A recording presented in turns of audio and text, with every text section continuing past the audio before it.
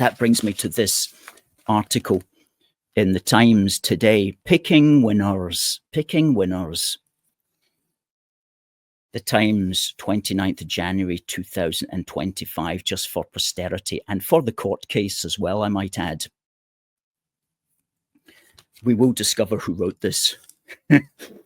Britain's population is set to grow to 72 million by 2032, and all of the increase will be due to more immigrants. That's no problem if they are the brightest and the best. Deep breath, actually, on that. So it starts off by saying that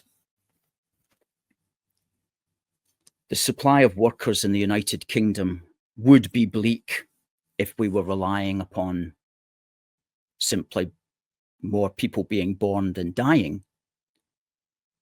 So in other words, setting it off like Britain's future is doom-laden because we're not having enough children. Well, that's a load of rubbish anyway.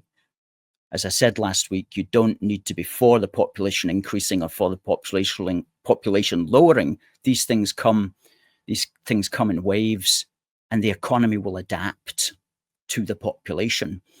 And a deserted island of 100 people can have a very successful economy. But you put 1 million people in there and it will have a very bad economy, although it will have a very high GDP.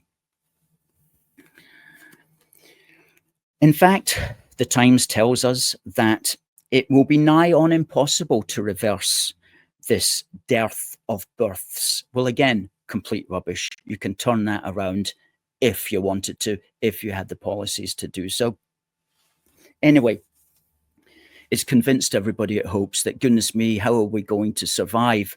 It's got the answer. We're going to get the best and the brightest from the rest of the world. In fact, we're going to quote harvest talent from abroad.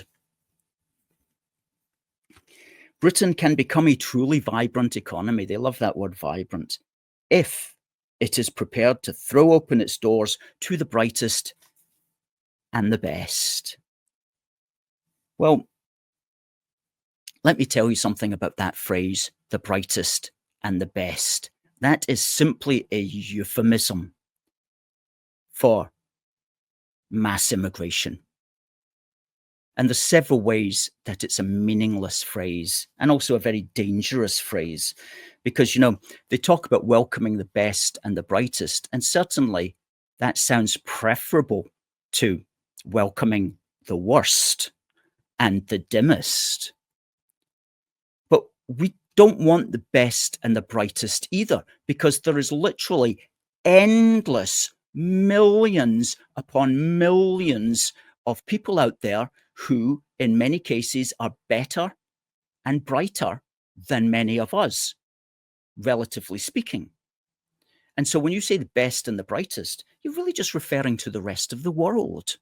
Okay, people think in their heads, and it's a sort of classist thing as well. They think, best and the brightest, that must be like, professionals, brain surgeons, doctors, dentists, and, rocket scientists or something like that.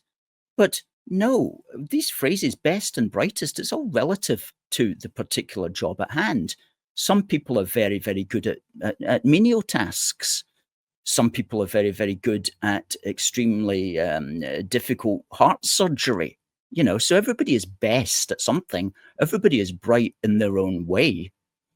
So when you talk about the best and the brightest, you're really just referring to everybody else in the world. And there'll always be somebody who's better than you and brighter than you. For example, say you live in a little village here in Scotland and there's a job going at the local supermarket, stacking shelves. You might actually be the best person for that job because maybe somebody else is overqualified or somebody else is going to give up that job as soon as they get a better paying one or something like that. So you actually may be the best person for that job, and you may get that job stacking shelves.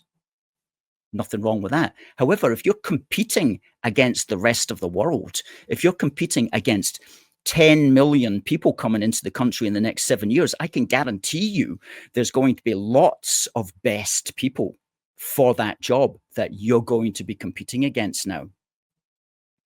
So there's always going to be somebody that's better than you and brighter than you and is going to get your job if you have an open door immigration policy. So people who say, oh, we just want the best and the brightest. No, we don't. We don't want anybody like that. The person that wrote that in the Times, right? The person who wrote that article, he needs to be taken out and he needs to be put on this show with me, and I will give him a talking to, a serious dressing down.